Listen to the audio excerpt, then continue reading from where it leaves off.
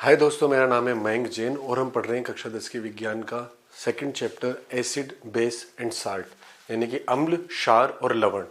सबसे पहले हम शुरुआत करते हैं अम्ल से।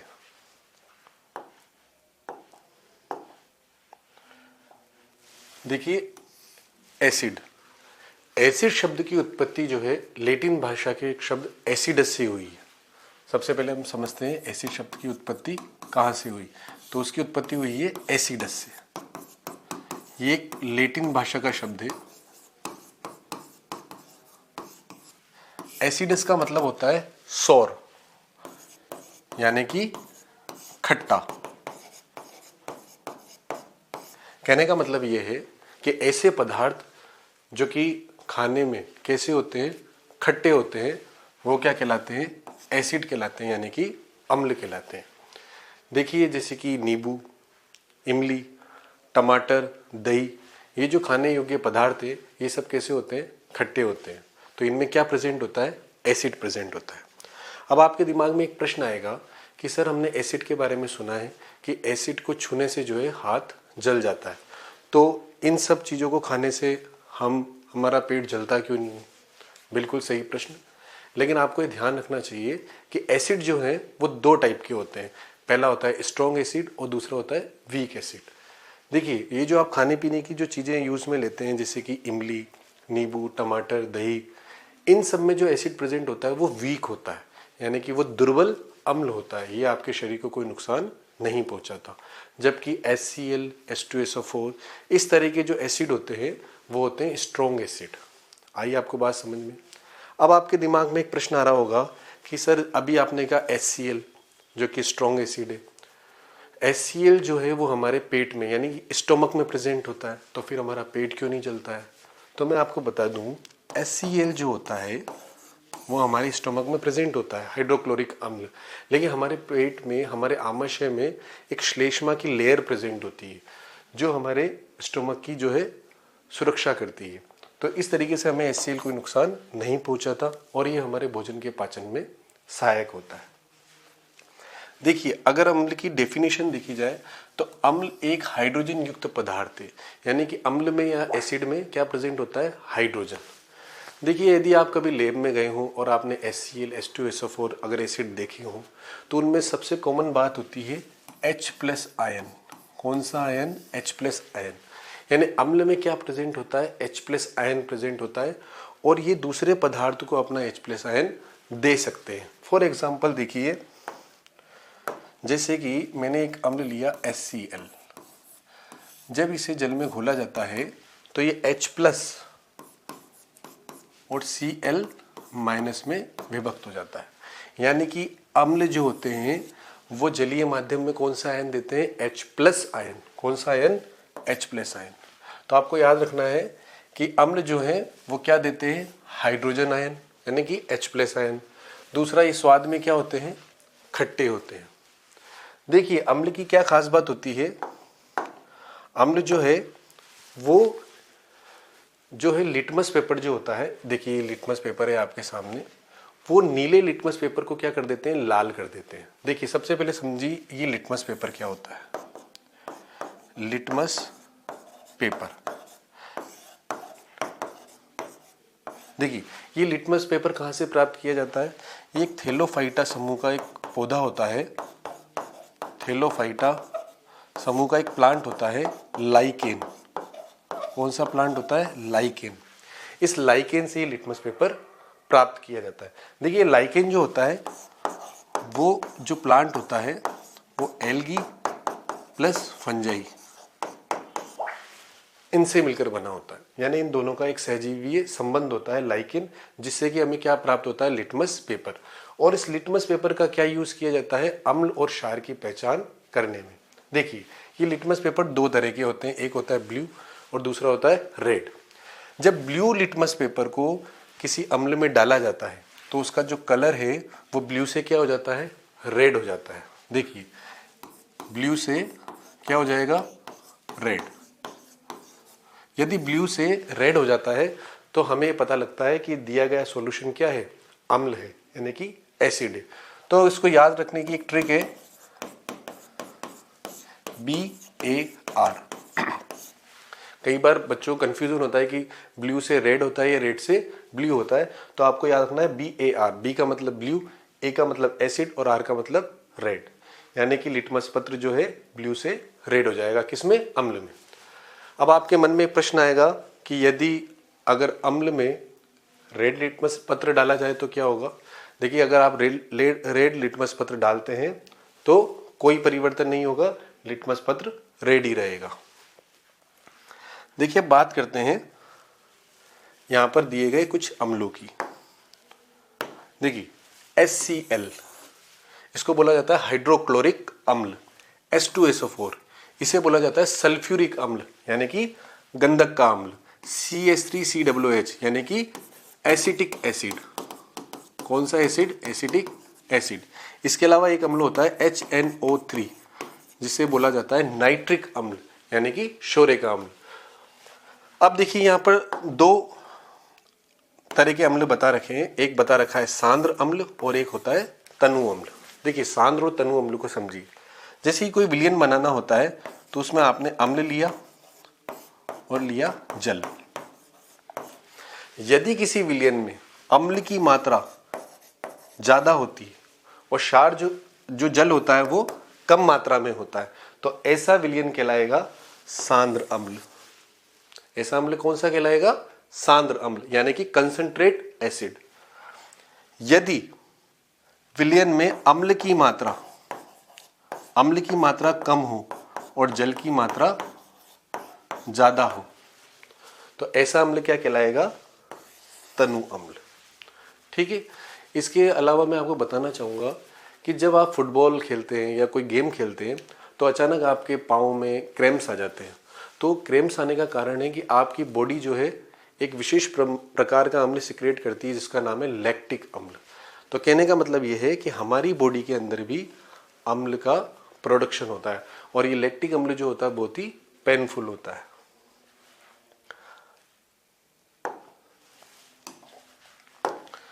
देखिए, यहाँ पे कुछ विशेष प्रकार के अम्ल दिए गए हैं, ये परीक्षा की दृष्टि से बहुत ही इंपॉर्टेंट है। आपको याद रखना है कि कौन सा अम्ल किस पदार्थ में प्रेजेंट होता है। जैसे कि दूध और दही में जो अम्ल प्रेजेंट होता है उसको बोलते हैं लैक्टिक अम्ल। नींबू में और टमाटर में जो अम्ल प्रेजेंट होता है उसे बोलते हैं सिट्रिक एसिड। इमली में प्रेजेंट होता है टार्ट्रिक अम्ल। सिरका में प्रेजेंट होता है एसिडिक अम्ल, एसिटिक अम्ल। और चींटी और बिच्छू के डंक में जब चींटी काटती है तो आपने देखा होगा वहां पर लाल निशान हो जाता है और जलन महसूस होती है, तो उसमें कौन सा अम्ल प्रेजेंट होता है? Formic acid. और बिच्छू के डंक में कौन सा अम्ल प्रेजेंट होता है? Formic acid. ये कुछ अम्ल दिए गए हैं, वो आपको याद रखने हैं।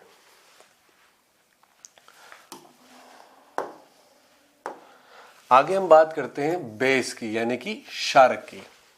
देखिए, क्षारक वे पदार्थ होते हैं जो कौन से आयन देते हैं? हाइड्रोक्साइड आयन यानी कि OH-। देखिए, आयन जो होते हैं वो H+ आयन देते हैं और क्षारक जो होते हैं वो OH- आयन देते हैं। यानी कि यदि इनको जल में घोला जाता है, जैसे कि मैंने एक क्षारक लिया NaOH, तो ये अपने आयनों में टूटेगा यानी Na+ और OH-। तो कहने का मतलब क्षारक जो है वो OH- आयन देते हैं। ये स्वाद में कड़वे होते हैं। अम्ल जो होते हैं स्वाद में खट्टे होते हैं और क्षारक जो होते हैं वो कड़वे होते हैं। ये लाल लिटमस पत्र को क्या कर देते हैं? नीला कर देते हैं। देखिए, यहाँ पे एक लाल लिटमस पत्र है, उसको आपने एक क्षार में रखा तो इसका जो कलर है वो रेड से क्या हो गया? ब्लू हो गया। इसके अलावा छूने पर ये कैसे दिखाई देते हैं? साबुन जैसे, बिल्कुल चिकने होते हैं। तो ये चीजें आपको क्षारक के बारे में याद रखनी है। यहाँ पर क्षारक के कुछ उदाहरण दे रखे हैं, जैसे कि NaOH यानी कि सोडियम हाइड्रोक्साइड, KOH यानी कि पोटेशियम हाइड्रोक्साइड, NH4OH यानी कि अमोनियम हाइड्रोक्साइड।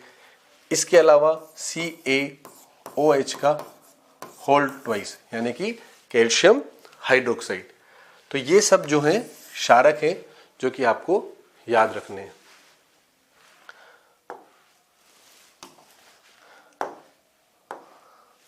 अब हम बात करते हैं एल्केलाइज की यानी कि क्षार की।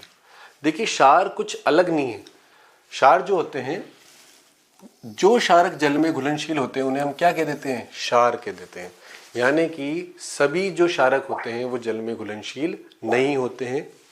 कुछ बेसेस जो होते हैं, कुछ क्षार जो होते हैं क्षारक, वो किस में घुलनशील होते हैं, जल में, उन्हीं को ही क्या कहा जाता है, एल्केलाई यानी कि क्षार।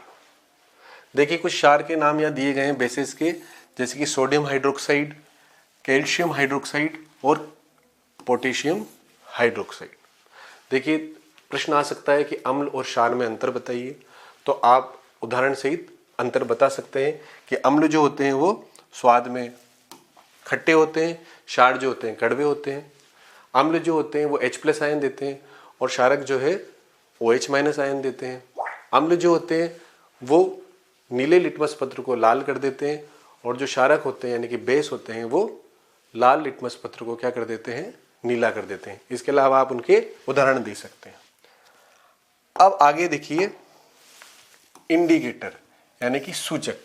देखिए सूचक वे पदार्थ होते हैं जो कि अम्ल और क्षार के बारे में जानकारी देते हैं। देखिए आप किसी भी पदार्थ को चक्कर तो पता लगाएंगे ही नहीं कि भाई खट्टा है तो अम्ल है और कड़वा है तो क्षार है, हो सकता है वो पॉइजनस पदार्थ हो। तो उनका पता लगाने के लिए हम किसका उपयोग करते हैं, सूचक का उपयोग करते हैं। यदि सूचक किसी दिए गए विलयन में अम्ल या क्षारक की उपस्थिति को दर्शाते हैं। ये किस तरीके से पता लगाते हैं, रंग के द्वारा और गंध के द्वारा। अम्लीय या क्षारीय माध्यम में इनका रंग जो है परिवर्तित हो जाता है, या गंध के माध्यम से हम एसिड और बेस के बारे में पता लगाते हैं। देखिए सूचक जो होते हैं वो 3 प्रकार के होते हैं। पहला सूचक है प्राकृतिक सूचक, दूसरा कृत्रिम या संश्लेषित सूचक, तीसरा गंधीय सूचक, इसे बोला जाता है ओल्फैक्टरी इंडिकेटर। देखिए प्राकृतिक सूचक यानी कि नेचुरल इंडिकेटर, इस तरह के जो सूचक होते हैं वो कहां से प्राप्त होते हैं, प्रकृति से प्राप्त होते हैं। फॉर एग्जाम्पल लिटमस पेपर, आपको पता है लिटमस पेपर जो है थैलोफाइटा समूह के एक पादप लाइकेन से प्राप्त होता है। देखिए जब लिटमस पेपर अम्ल के संपर्क में आता है तो कैसा हो जाता है, लाल हो जाता है, और क्षारक के संपर्क में आता है तो वो क्या हो जाता है, नीला हो जाता है। इसी तरीके से आप घर में आप सब जानते हैं हल्दी, हल्दी यदि अम्ल के संपर्क में आती है तो कोई रंग में परिवर्तन नहीं होता, वो उसका रंग पीला ही रहता है, और क्षारक के संपर्क में आने पर हल्दी का रंग कैसा हो जाता है, लाल हो जाता है। इसका आपने एग्जाम्पल देखा होगा, जब कभी आपके कपड़ों में जैसे कि शर्ट में कभी हल्दी का दाग लग जाता है तो आपने देखा होगा जब उसे साबुन से साफ किया जाता है तो उसका रंग परिवर्तित होकर कैसा हो जाता है, लाल हो जाता है। उसका आप रीजन समझ गए, क्योंकि हल्दी एक सूचक का काम करती है और जब क्षार से उसे साफ किया जाता है तो उसका रंग क्षार की उपस्थिति में कैसा हो जाता है, लाल हो जाता है। लाल पत्ता गोभी, लाल पत्ता गोभी अम्ल के संपर्क में आने पर लाल ही रहती है, उसमें कोई परिवर्तन नहीं आता, लेकिन क्षारक की प्रेजेंस में उसका कलर कैसा हो जाता है, हरा हो जाता है। इसके द्वारा हमें पता लगता है कि कौन सा पदार्थ अम्ल है और कौन सा क्षार है। नेक्स्ट देखिए दूसरे होते हैं कृत्रिम या संश्लेषित सूचक। ये ऐसे सूचक होते हैं कि मानव के द्वारा निर्मित होते हैं। किसके द्वारा निर्मित होते हैं, मानव के द्वारा। 2 सूचक हैं इसमें, वो आपको ध्यान रखने, पहला फिनोप्थिलीन और दूसरा मेथिल ऑरेंज। ये दोनों सूचक जो है अम्ल और क्षारक के बारे में जानकारी देते हैं। देखिए फिनोप्थिलीन अम्ल के संपर्क में आता है तो उसका कलर जो होता है कलरलेस हो जाता है यानी कि रंगहीन हो जाता है, और क्षारक की प्रेजेंस में वो कैसा हो जाता है, गुलाबी हो जाता है यानी कि पिंक हो जाता है।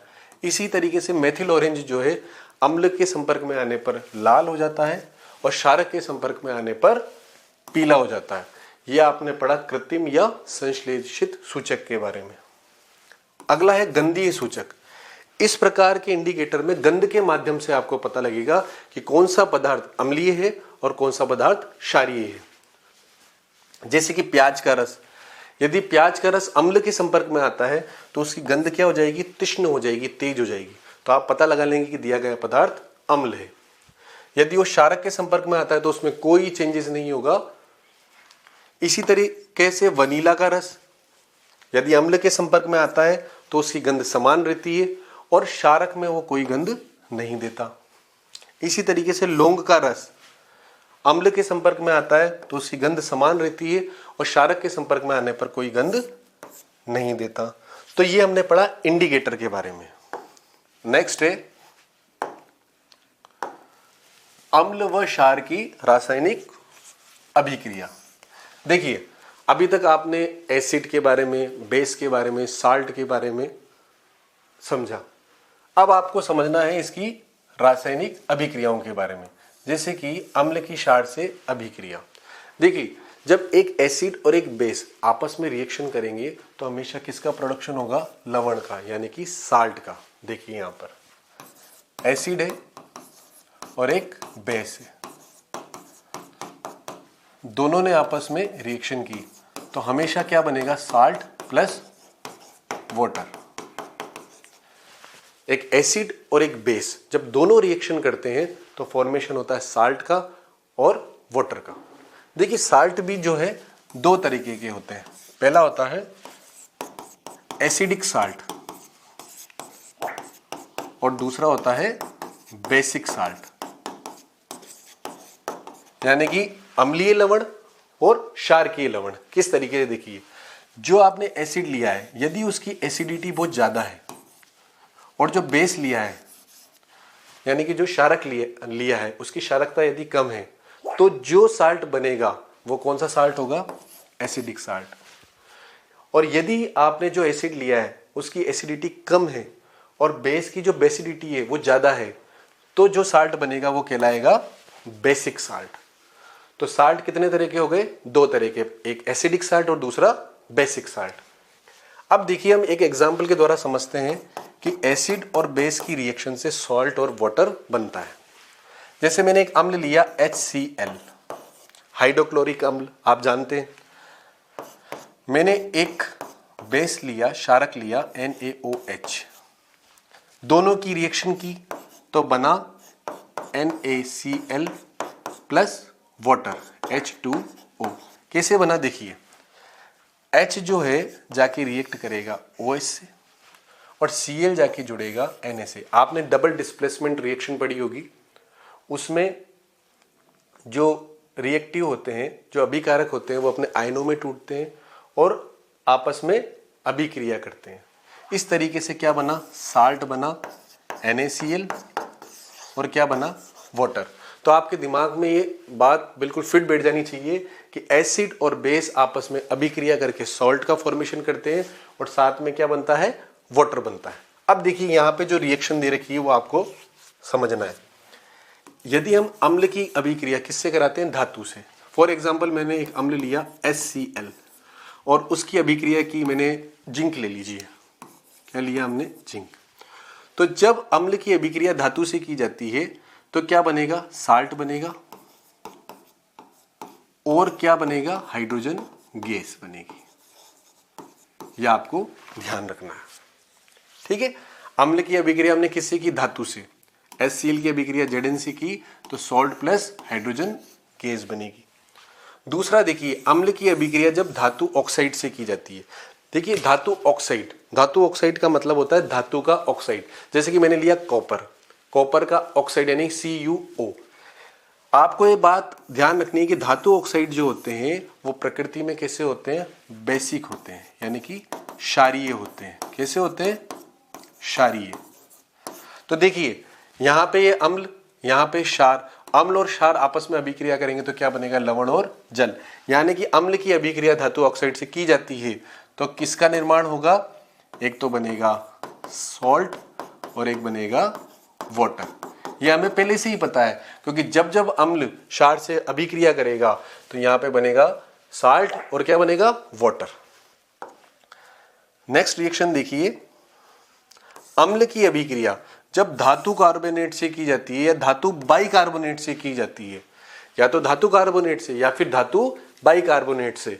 तो देखिए धातु कार्बोनेट जो होता है और धातु बाइकार्बोनेट जो होता है इनकी प्रकृति कैसी होती है? क्षारीय होती है। कैसी होती है? क्षारीय। यानी कि जब अम्ल क्षार से अभिक्रिया करेगा तो सेम यहां पर भी क्या बनेगा? सॉल्ट बनेगा प्लस वाटर बनेगा। लेकिन आपको एक बात ध्यान रखनी है यहां पे कि कार्बोनेट में यहां पे कार्बोनेट आया है और यहां पे भी बाइकार्बोनेट आया है, तो यानी कि यहां पर क्या है? कार्बन। तो इसमें एक एक्स्ट्रा चीज बनेगी वो है CO2। तो ये आप समझ गए होंगे कि अम्ल की क्षारक से अभिक्रिया कराने पर साल्ट प्लस वाटर बनेगा, अम्ल की धातु से अभिक्रिया करने पर साल्ट प्लस हाइड्रोजन गैस बनेगी, अम्ल की धातु ऑक्साइड से क्रिया करने पर, चूंकि धातु ऑक्साइड क्या होता है, क्षारीय होता है, तो अम्ल की क्षार से अभिक्रिया करने पर सॉल्ट प्लस वाटर बनेगा, और अम्ल की धातु कार्बोनेट या धातु बाई कार्बोनेट से अभिक्रिया कराने पर सॉल्ट वाटर और एक्स्ट्रा क्या बनेगी, CO2।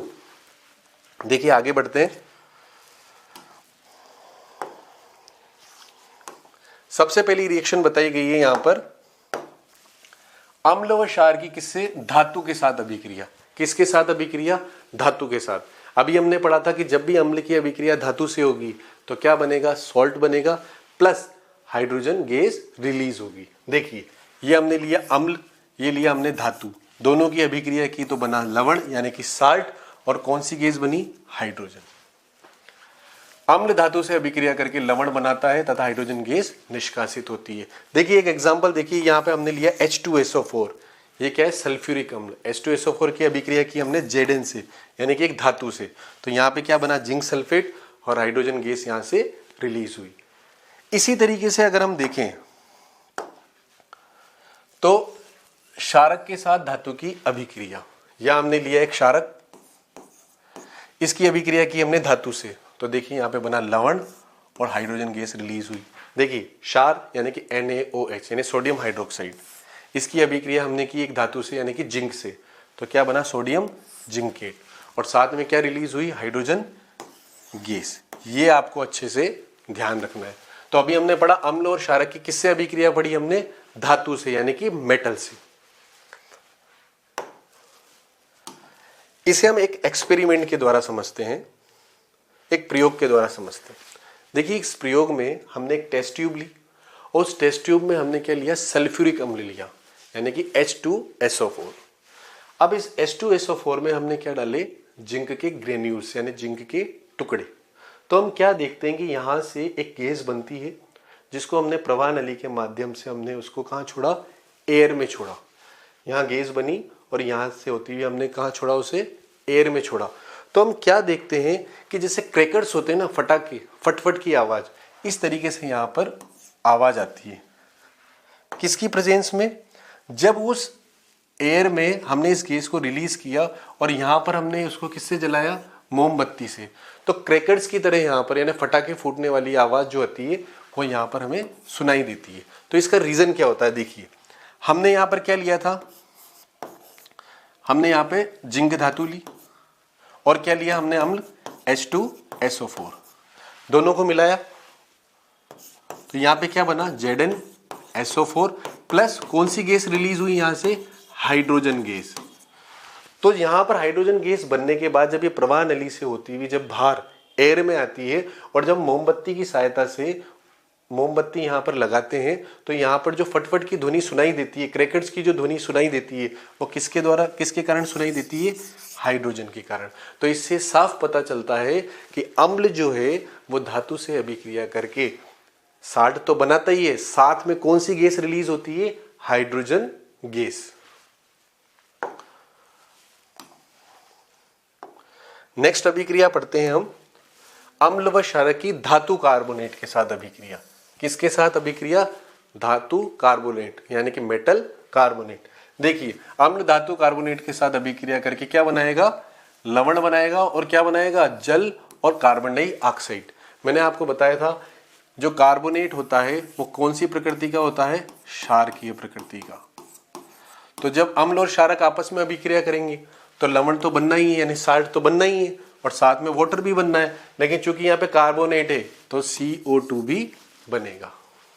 देखिए ये हमने लिया अम्ल 2HCl और इसकी अभिक्रिया की Na2CO3 से, तो यहाँ पे बना NaCl salt plus CO2 gas release हुई और बना H2O यानी कि वाटर। यहाँ पे देखिए क्षारक की धातु कार्बोनेट के साथ अभिक्रिया, क्षारक जो है धातु कार्बोनेट के साथ कोई भी अभिक्रिया नहीं करता। नेक्स्ट देखिए,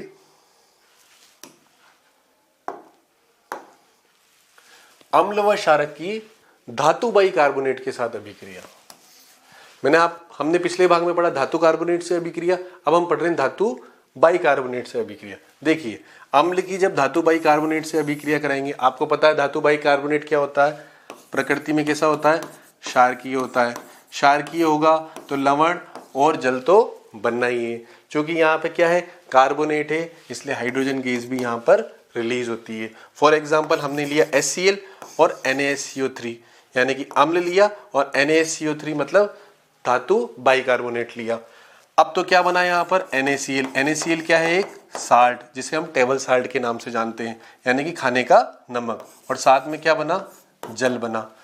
ठीक है, और यहाँ पे कौन सी गैस रिलीज हुई, CO2। इस प्रकार अम्ल जो है धातु बाइकार्बोनेट से क्रिया करके लवण, जल और कार्बन डाइऑक्साइड गैस को रिलीज करते हैं। यहाँ पर यह भी ध्यान देने योग्य बात है कि क्षारक जो है धातु बाइकार्बोनेट से कोई क्रिया नहीं करते हैं। तो इस भाग में हमने पढ़ा एसिड के बारे में, बेस के बारे में, एल्केलाई के बारे में, इंडिकेटर के बारे में और अम्ल की क्षारक से अभिक्रिया। इसके अलावा अम्ल की धातु से अभिक्रिया, क्षार की धातु से अभिक्रिया, अम्ल की धातु कार्बोनेट से अभिक्रिया और अम्ल की धातु बाइकार्बोनेट से अभिक्रिया के बारे में पढ़ा।